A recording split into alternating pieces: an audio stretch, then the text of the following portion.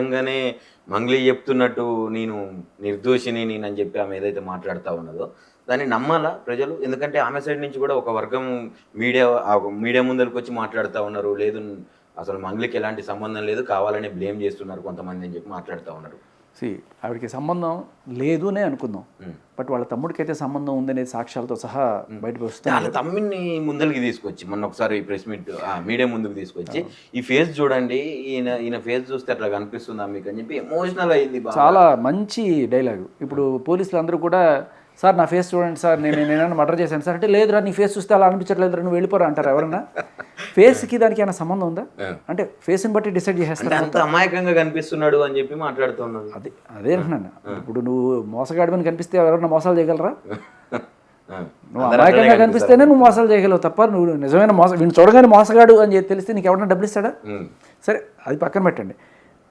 ఆవిడకి సంబంధం ఉందా లేదా అనేది పక్కన పెడితే, వాళ్ళ తమ్ముడికి ఈతనితో పరిచయం కావచ్చు, లింకులు కావచ్చు, ఇవాళ డ్రైవర్ చెప్పిన వాంగ్మూలం ప్రకారం క్యాష్ తీసుకోవడం కావచ్చు, ఇవన్నీ కూడా ఎస్టాబ్లిష్ అవుతున్న నేపథ్యంలో అతన్ని సేవ్ చేయడానికి, అంటే ఒక నేరస్తుడిని సేవ్ చేయడానికి నువ్వు ట్రై చేస్తే అది కూడా నేరమే అనే విషయం తెలుసుకోవాలి. సో ఒకటి సంబంధం ఉందా, లేదు సంబంధం ఉన్న వాళ్ళని నువ్వు కాపాడడానికి ప్రయత్నిస్తున్నావా, ఈ రెండిట్లో ఏదైనా సరే తప్పే. సో కాబట్టి మంగ్లీ గారు దయచేసి మీ ఇన్ఫ్లుయెన్స్ని వాడి రాజకీయ పలుకుబడో, లేకపోతే పోలీసుల్లో మీకు ఇన్ఫ్లుయెన్సో, లేకపోతే మీ కుల పెద్దలను తీసుకొచ్చో, లేకపోతే స్టూడెంట్స్లో ఎవరన్నా సరే మీకు సపోర్ట్ చేసే వాళ్ళని తీసుకొచ్చి దీన్ని డైవర్ట్ చేసే పాలిటిక్స్ మానుకోండి. అంటే ఎంత స్కామ్ జరిగి ఉండొచ్చు అప్రాక్సిమేట్ ఈమె ప్రెజెన్స్లో? ఈయన చెప్తున్నారు కదా 1000 కోట్ల దాకా ఉంది. మన 1000 కోట్లు ఏంటండి బాబు? అసలు 1000 కోట్లు అంత స్కామ్ చేసే వరకు ఇప్పుడు బాధితులు ఎవరైతే ఉన్నారో ఒక్కరైనా బయటికి ఎందుకు రాలేకపోయినారు? లేదండి, వచ్చారు, చాలా రోజులు వచ్చారు, చాలా చోట్ల కేసులు అయినాయి, సిఐడి చేతిలో కొన్ని ఉన్నాయి, కొన్ని వాళ్ళ రెస్పెక్టివ్ పోలీస్ స్టేషన్స్లో ఉన్నాయి.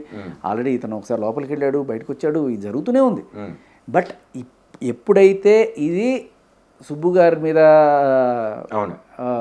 క్రిమినల్ ఇంటిమిడేషన్ ఇవన్నీ కూడా జరిగిందో అప్పుడు ఇది పెద్దదైంది.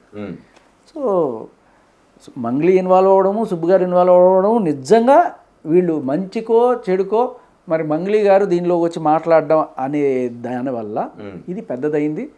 ఇప్పుడు రాష్ట్రాలు మొత్తం చర్చించుకుంటున్నాయి. ఖచ్చితంగా బాధితులకు న్యాయం జరిగేదాకా పోరాడాలి. మన మీడియా వాళ్ళు వదలకూడదు దీన్ని 100%. అయితే ఇంకోటి కూడా, ఇప్పుడు ఈ మంగ్లీకి అచ్చంపేటకు సంబంధించి ఏదో స్కూల్ నడుస్తూ ఉన్నది ఇక్కడ, మన దగ్గర హైదరాబాద్లో కూడా ఒక పబ్ ఉన్నది.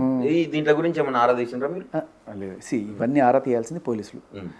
అప్పుడు అన్నిటికంట మనం ఉందా లేదా అని పక్కన పెడితే పోలీసులు ఏం చేస్తున్నారు అనే దాని మీద పోలీసులు ఒక ప్రెస్ మీట్ పెట్టడమో, లేకపోతే ఎవరైనా సరే ఒక విలేకరిని పిలిపించుకొని అయినా సరే చెప్పాల్సిన బాధ్యత ఉంది.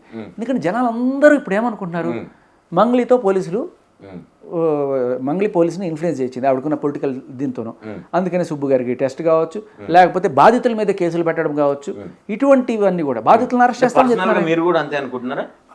ఈవెంట్స్ చూస్తే ఇప్పుడు మంగ్లీ తమ్ముడు ఎవరో, ఆ శివ చౌహాన్ అని ఆయన మంగ్లీ తమ్ముడు అని మాకు తెలియదు అంటే, అంటే నీకు నాకు తెలిసింది ఆయనకు తెలియదు అంటే ఇంకా పోలీస్ ఇన్వెస్టిగేషన్ ఏమనుకోవాలి మనం? ఇంత దారుణంగా పోలీస్ ఇన్వెస్టిగేషన్ జరిగితే జనానికి నమ్మకం ఉంటుందా వ్యవస్థ మీద?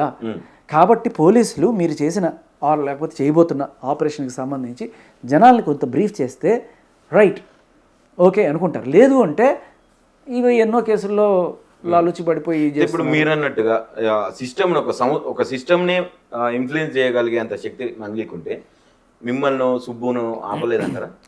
సుబ్బుగా ఆపడానికి ప్రయత్నించింది కదా, ఆయనకి డబ్బులు ఆఫర్ చేశారు. నేనే అదే అంటున్నాను, ఆయన చెప్పడం కదా, ఆయన ఆ క్యాబిన్ పక్కన ఉన్న వాళ్ళు విని చెప్పిన మాట. అందరూ డబ్బుల కోసం అలాగే అందరూ భయపెట్టలేవు. గుద్ది చంపేస్తాము, లేకపోతే కార్లతో గుద్ది చంపేస్తాము, యాక్సిడెంట్లో పోతావు నువ్వు, ఇటువంటివన్నీ కూడా. సో ఆయనకి ఏం జరిగినా ఆవిడ మీదకి వస్తుందని తెలిసి ఇప్పుడు దే విల్ బి కేర్ఫుల్ అటువంటివి జరగదు. అందుకనే ఎఫ్ఐఆర్ అవ్వడం కూడా మంచి పరిణామం. A5గా మంగ్లీ గారు ఉన్నారు దాంట్లో. సో ఇన్ఫ్లుయెన్స్ చేయడం అంటే పోలీస్ వ్యవస్థలో నాకు పలుకుబడి ఉంది అని ఆవిడ ఫోటో ద్వారా చాటి చెప్పింది. నిజంగా సజ్జనార్ గారు ఫోన్ చేసి పంజుగుట్ట పీస్లో వాడి సంగతి చూడండి, ఆ సుబ్బు అనే ఎటోడు వస్తాడు వాడి సంగతి చూడండి అని చెప్పి ఉండకపోవచ్చు, కానీ ఒక్కసారి ఆ ఫోటో పెట్టుకోవడం వల్ల అమ్మో పెద్ద ఆయనతోనే ఫోటో దిగిందంటే మనం కొంచెం జాగ్రత్తగా ఉండాలరా, మనకేమైనా ముట్టుకాయలు పడతాయో అని చెప్పి వీళ్ళే అడ్జస్ట్ అయిపోయే ఇండైరెక్ట్ ఇన్ఫ్లుయెన్స్, ఇది డైరెక్ట్ కాకపోయినా. సో దీనికి తోడు ఈయన చెప్తున్నట్టుగా ఎమ్మెల్యే తండ్రి కావచ్చు, సెంట్రల్ మినిస్టర్లు కావచ్చు, వీళ్ళందరూ ఇన్ఫ్లుయెన్స్ చేయడానికి ట్రై చేశారు అనే ఇది వచ్చినప్పుడు, సరే తెలియక పాపం కష్టపడి పైకి వచ్చిన పిల్ల మనం సహాయం చేద్దాం అనుకునే కోణంలో కొంతమంది ముందుగా ఉండుండొచ్చు కాక ఇప్పుడు మీడియాలో వస్తున్న సాక్ష్యాలు ఇవన్నీ కూడా చూసిన తర్వాత ఖచ్చితంగా వాళ్ళు కూడా బ్యాకప్ అయిపోతారు. అది మనం తెలుసుకోకుండా ముందుగా పాప ఏదో సపోర్ట్ చేద్దామని వచ్చేసాం, ఇంత విషయం ఉందంటే మనం ఖచ్చితంగా సపోర్ట్ చేయకూడదు అనుకో. ఎందుకంటే రేపు వాళ్ళు ప్రజా బాహుళ్యంలో ఉండాల్సిన మనుషులు, రేపు వాళ్ళు వచ్చి ఓట్లు అడగాలనుకుంటే నువ్వు ఇట్లాంటి పని చేసావంటే నువ్వు ఎట్టా ఓటు అడుగుతావు? నిజానికి నువ్వు నిలవాల్సింది ఎవరు? ఒక పొలిటీషియను. జనాలకు మద్దతుగా నిలవాలి నువ్వు. వాళ్ళకి మద్దతుగా నిచ్చి బాధితుల కోసం నేను ఉన్నాను చెప్తే కదా నీకు వాల్యూ. అంతేగాని నువ్వు వాళ్ళని ఇన్ఫ్లుయెన్స్ చేసి చేయడానికి చేస్తే ఖచ్చితంగా రేపు నీకు ఎలక్షన్స్లో ఎఫెక్ట్ అవుతుంది. నాకు తెలిసి ఏ పొలిటీషియన్ కూడా ఇంత పెద్దదైన తర్వాత మీడియాలో ఈ ఇష్యూని వాళ్ళు దాంతో చెలగాటాలంటారు, నిప్పుతో చెలగాటం అన్నట్టే. చేస్తే గిస్తే వీళ్ళకి సపోర్ట్ చేయడానికి వస్తే నీకు ఏదన్నా ఉంటుంది. ఇప్పుడు ఎందుకంటే 90% of the people are supporting Subbu గారు అండ్ విక్టిమ్స్. అంటే ఓవరాల్గా ఈ ఎపిసోడ్ అంతా చూసిన తర్వాత ఈ కేసు ఎటుపోతుంది అనుకుంటున్నారు అసలు? సార్ అదే బాధగా ఉంది. పోలీసుల నుంచి చొరవలేదు, గవర్నమెంట్ నుంచి చొరవలేదు అనే ఒక బాధ నాకైతే ఉంది, జనాల్లో కూడా ఉంది ఖచ్చితంగా. ఎందుకంటే సిఐడిలో ఒక కేసు, ఎకనామిక్ అఫెన్స్ వింగ్లో కేసు, పంజగుట్ట పిఎస్లో ఒక కేసు, ఇంకెక్కడెక్కడ ఎన్ని కేసులు ఇవన్నీ ఇప్పటికి తేలేను. సో ఒక సిట్ వేసి అన్ని కేసులని ఒక దానికి తీసుకొచ్చి అప్పుడు మీరు ఎంక్వైరీ మొదలెడితే అది త్వరితగతిన జరుగుతుంది. అది వేసామని చెప్పి మీరు ఒక ప్రకటన చేయండి. బెట్టింగ్ యాప్స్కి సంబంధించి కూడా సిట్టేశారు కదా, మరి దీనికి ఎందుకు ఎరుగు? 1000 కోట్లు ఉన్నాయి కదా దీంట్లో. అంటే సజ్జనార్ గారు ఇలాంటి విషయాలలో చాలా నేను బాగా ముందలుంటా అది ఇది అని చెప్పి ఒక మీడియా సమావేశం ద్వారా కూడా చెప్పినటువంటి సందర్భం చూసినాం. మరి దీని మీద ఎందుకు యాక్షన్ తీసుకోలేకపోతున్నాడు ఆయన? ఫస్ట్ అందరికీ కూడా ఎలా ఉంటుందంటే, ఒక ఆడకూతురు వచ్చిందంటే జనరల్గా ఆవిడ ఇటువంటి పెద్ద స్కాములు చేస్తేనే ఆవిడ అనుకోడు, అయ్యో పాపం ఆడకూతుర్ని అందరూ ఏడిపిస్తున్నారు, అందులోనూ సెలబ్రిటీ కాబట్టి ట్రోలింగ్లు ఎక్కువగా ఉంటాయి, మనం ఏదో హెల్ప్ చేద్దాం అనే కోణంలోనే ఉంటారు ఎవరన్నా సరే.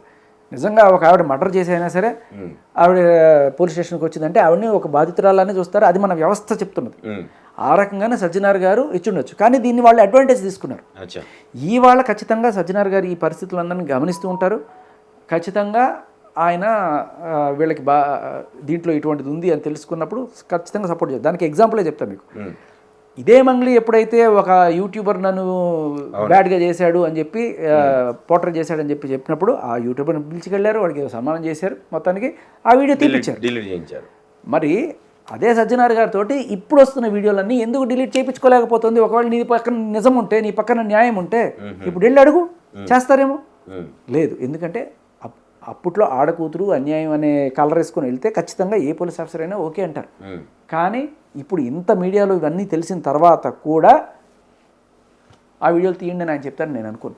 మీరేం చెప్పదలుచుకున్నారు ఫైనల్గా శేఖర్ భాష గారు ఈ మంగ్లీ విషయం, ఈ కేసు, ఈ సుబ్బు గారి ఇదంతా విన్నా? నేను మంగ్లీ గారికి చెప్పడం కాదు, లేకపోతే ఇంకోళ్ళకి చెప్పడం కాదు, గవర్నమెంట్ ఇమ్మీడియట్గా ఎందుకు స్పందించట్లేదు? రేవంత్ రెడ్డి గారు ఒక సిట్ని ఎందుకు ఏర్పాటు చేయట్లేదు? రేవంత్ రెడ్డి గారు చొరవ చూపించాలి.